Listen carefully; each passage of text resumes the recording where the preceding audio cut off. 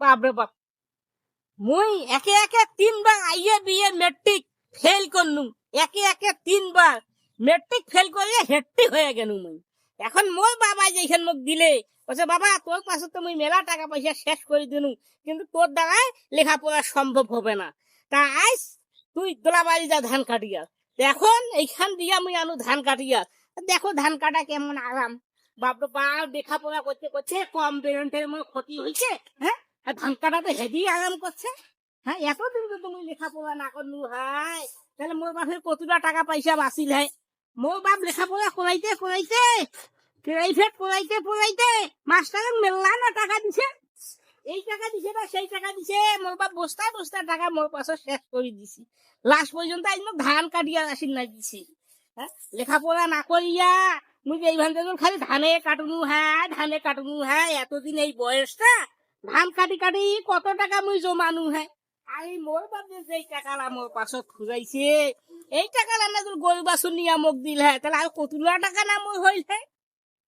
বর্তমান কৃষকের দাম আছে শুনিবেন, যেমন মরিচের কেজি 100 টাকা, পেঁয়াজের কেজি 50 টাকা, রসুনের কেজি 100 টাকা, আদার কেজি 200 টাকা, বেগুনের কেজি 80 টাকা, কল্যার কেজি 60 টাকা, ছোট ছোট লাউ গেলার দাম 40 টাকা 50 টাকা। মনে করেন যে পানি কুমড়া জালি গিলার দাম একটার দাম 50 টাকা 60 টাকা। যেমন মনে করেন যে কচুর লতি গিলার কেজি বেলে 100 টাকা এলা। তাহলে কৃষকের দাম আছে এলা। তেমন কৃষি কাজ করাই অনেক ভালো, লেখাপড়া করে কি হইল, এতদিন খালি হাকোয়াত খালি মোর বাপের টাকালা শেষ করনু। কৃষি কাজে কত সুন্দর আবাদের দাম। ভাই ঘর মোর মতন যারা লেখাপড়া করেন মোর মতন ভুল করেন না কাউ।